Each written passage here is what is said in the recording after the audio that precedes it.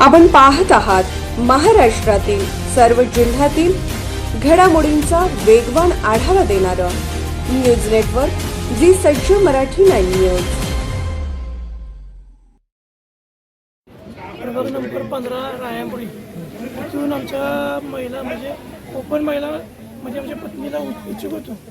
मी 15 वर्ष भाजपचं काम करतो। कुठलीही आमदारकी खासदारकी असून दे आम्ही आमच्या बूथवर पक्षाने जो उमेदवार दिला त्या पक्षाच्या उमेदवाराला आम्ही मतं आमच्या बूथवर चांगले दिलेले आहेत आणि हे करून पण आम्हाला आता ह्या घडीला आम्हाला पक्षाने डावललं आहे हे आम्हाला खंत आहे। आणि जे आता उमेदवार दिलेत त्यांना 2 ठिकाणी उमेदवारी मिळालेली आहे म्हणजे 15 आणि 16 मध्ये एकाच घरामध्ये 15 आणि 16 मध्ये उमेदवारी तुम्ही दिलेली आहे। म्हणजे याचा अर्थ तुम्हाला कार्यकर्ता नकोच आहे हो। हे कार्यकर्ता तुम्ही कार्यकर्ताच मग ठेवणार आहे। कार्यकर्त्यांना तुमच्या मागणंच फिरायचं, कार्यकर्त्यांना कधी मोठं व्हायचं नाही। तुमच्याकडे पैसे नाही आहेत, तुम्ही ताकद लावू शकत नाही पैशाची, हे असं आम्हाला सांगितलं गेलेलं आहे। त्यामुळं आम्हाला ही मोठी खंत आहे। आता मी प्रभाग क्रमांक 15 मधून सर्वसाधारण महिलामधून माझ्या बायकोला तिकीट मागितलं होतं। आम्ही जवळपास आता 8 वर्ष झालं मी भारतीय जनता पार्टीचं सदस्य म्हणून मंडलाध्यक्ष म्हणून मी काम केलं।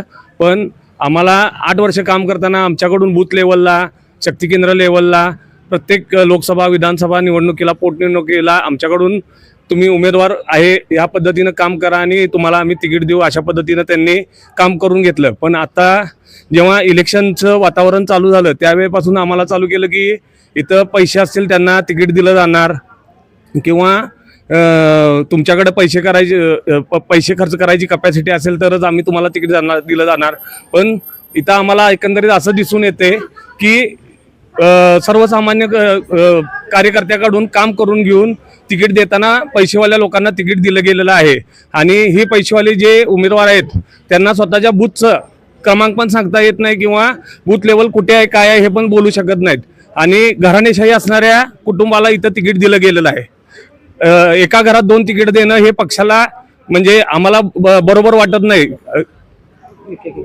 काम करणाऱ्या मुलाला का डावलं असेल आणि माझ्या विरुद्ध जे तिकीट दिलेलं आहे त्यांचा भाजपशी काही एक संबंध नाही आहे। याच्या अगोदर आम्ही भाजपचे सदस्य आम्ही केले, पदवीधरची नोंदणी मी स्वतः केली।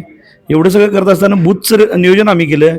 लोकसभा विधानसभेमध्ये आम्ही मतदानसाठी महायुतीला जेवढं मदत करता येईल तेवढी आम्ही केली आणि आता अचानक आमचं तिकीट डावलल्यामुळं आम्हाला पण काही समजलं नाही की आमचं तिकीट का डावललं किंवा आर्थिक परिस्थितीचं बघून त्यांनी जर डावललं असेल तर ते पण विचार करण्यासारखं आहे। आणि ठराविक जणांनी मला मेसेज पण येत आहेत की तुमचं तिकीट डावलण्याचं कारण काय, ते कारणच मी कोणाला सांगू शकत नाही अशी माझी परिस्थिती झाली आहे। आता एवढे फोन यायला लागलेत मला की त्याचं कारण काय, पण कारण काय मी समजू शकलो नाही। कारण काय हे आता जे सगळं नियोजन तिकिटाचं लावत आहेत त्यांनाच ते कारण माहीत असेल। हे आता माझ्यावरून दिसतच पैसेच महत्वाचे आहेत, उमेदवार महत्वाचा नाही। कारण की तळागाळातलं उमेदवार आम्ही म्हणजे तळागाळात जाऊन आम्ही लोकांची कामं केलेली आहेत गेली 10 वर्ष झालं। पण आता परिस्थिती बघितली तर पैसेवाल्याला तिकीट दिल्यामुळं हीच